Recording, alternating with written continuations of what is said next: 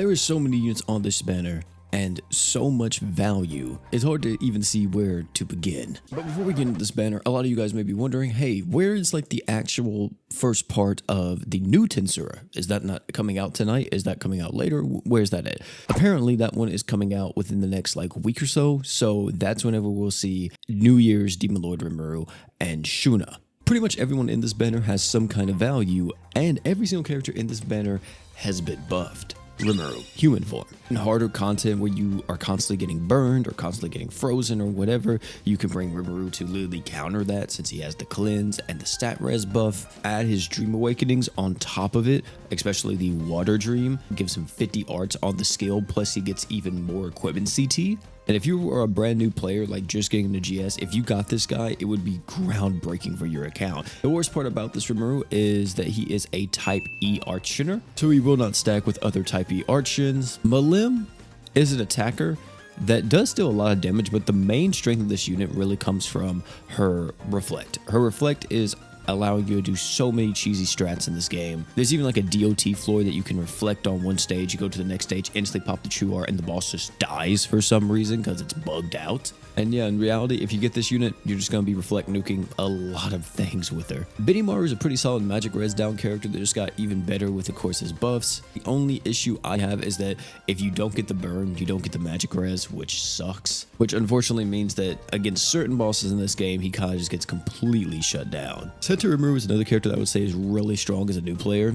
He's another support unit that's able to buff up damage, magic damage, and he also gives art gauge, but his art gauge is actually a burst of archgen, so he doesn't even care what archgen type you are. He's not as strong as he used to be because we just have so many other damage buffers in the game now, but he's still pretty okay. New Year's Milim is another unit that's insanely good for this nuking role. She's able to give 80% attack for like the first minute of the quest, and actually no, my bad, for the first minute and 30 seconds of a quest. You also are able to reduce the enemy's light res and stuff like that with that true art. You have an accuracy and damage buff with the art, which is only applied to yourself, of course. But how you use this character is that you throw on the team, you throw some of the craziest nuke equips you can onto her, and you go in, and even if you don't use that true art, as long as you pop off with all of your equips, it's under a minute and 30 seconds of the quest, this character brings a ton of value to you. Only bad part about her is that she is a little slow when it comes to using her true art, so utilizing her alongside some of the big name nukers like Saitama and stuff like that, these units are extremely fast, and because of that, if they want this light res down, they usually won't ever get it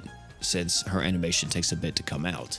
Demon Lord Rimu. Now, I understand that the new Demon Lord Rimu is coming out within like a week or two, right? I'm going to talk about this whenever the other one comes out too. You know, we're going to have like an actual pros and cons in that video as well, but Demon Lord Rimu and the New Year's Demon Lord Rimu are both insanely strong units that has ups and downs. Demon Lord Rimu himself is a character that's able to be a hyper carry for you. He has insane damage. He's able to ramp said damage. Plus, if you're on a dart team, he's ramping up everyone else's damage with that super art. He has a stackable damage res down debuff, which is invaluable, to be honest. It's insanely good. And his slots are actually incredible. This guy can not only just be used on mono dark demon, he can be used on literally any team in the game and do quite a bit of freaking work. The worst part about this character is that he doesn't really add anything to the team when it comes to like, oh, is he providing archgen? Is he providing like a damage mitigation buff? Which actually he is. If he's below, I think it's half HP, he does give everyone on the team 30% DR. But don't let that sway you to be like, oh, this guy's not good. No, this guy is freaking broken. Super crits, one of the fastest animations in the game. He can nuke, he can sustain. The only time this character gets shut down in the end game, if there's a demon killer or if there's a crit immunity. Outside that though, you can literally use him on any team, and if you have mono dark demon, he is insanely good on it. Next is Diablo, and this was a character that could archgen, but his archgening was really unique in the sense that Diablo, you have to be on the left and right of Diablo to receive his archgen. He doesn't archgen for himself, and he won't archgen for whoever's not directly beside him. And this was a non-stop archgen effect. However, it had a pretty nasty condition on it that you had to be above 90% or more HP, and In Mono Dark Demon, that's really not that big of a deal, since Mono Dark Demon's entire shtick is, hey, we have tons of healing and tons of DR. We don't really like ever drop below like 70% HP if everything goes out perfectly, right? But now with his buffs, they lowered his HP requirement to 80%, so you don't have to be as perfect when you play as Diablo. And if you have his true weapon, his restriction is lowered even further, all the way down to 50% or more HP. Incredible for any team outside of Mono Dark, or just any team that isn't using too many heal items or healers in general. You're able to still keep this guy pretty healthy and be able to activate his Archgen passive pretty much all the time. In terms of Diablo outside of that Archgen passive, he's pretty solid as a unit. He has a evasion rate down, the super art gives a massive dark res down, the art is giving a specifically defense equip CT speed up. And that is all of the characters that are going to be releasing with the revival banner. And now for the verdict. Should you summon on this banner or should you not? If you do not have a single Tensura character, like you're brand new and you're wondering if this banner is worth it, absolutely. The chance of you getting a Tensura character, I would say, is pretty high.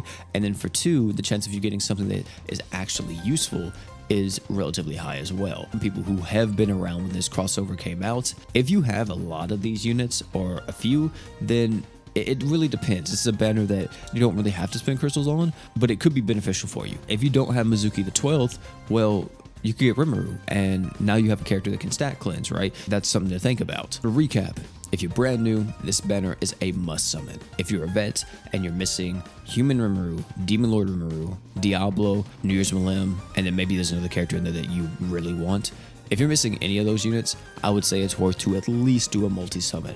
Should you pity? You know, that's up to you. I feel like that it would be better to save those summons for the next parts. And if I'm not mistaken, don't quote me on this, the pity should carry over from this crossover banner to the next crossover banner. Oh, and then one more thing I do want to mention. You're wondering if you should summon on the equip banner. Absolutely. Abso-freaking-lutely. This banner has Milim's clothes, it has Benimaru clothes, it has Rimuru's Haiori, which is really solid in certain nuke situations. Rimuru's mantle's in here. You have Diablo's suit, Shura, Shuei's blade, lots of high value things from the equip banner. And this equip banner is almost as much of a must summon as the actual unit banner. But hey, that's it for me, man. Thank you all for hanging out. Tell me down below what you all think about this crossover. Are you guys gonna be summoning on any of these parts? Are you waiting till the New Year's Rimuru comes out and Veldora and all that? Or what's the deal? You know, what's the game plan going into this? If you enjoyed this video though, have a check out this video right here. It's talking about who to forever summon in 2025. If you're brand new or you're a returning player or whatever, and you want to know who to use that forever summon on, hey, look no further than this video here. I'll meet you over there, and one more thing before you leave though, don't forget to drink water.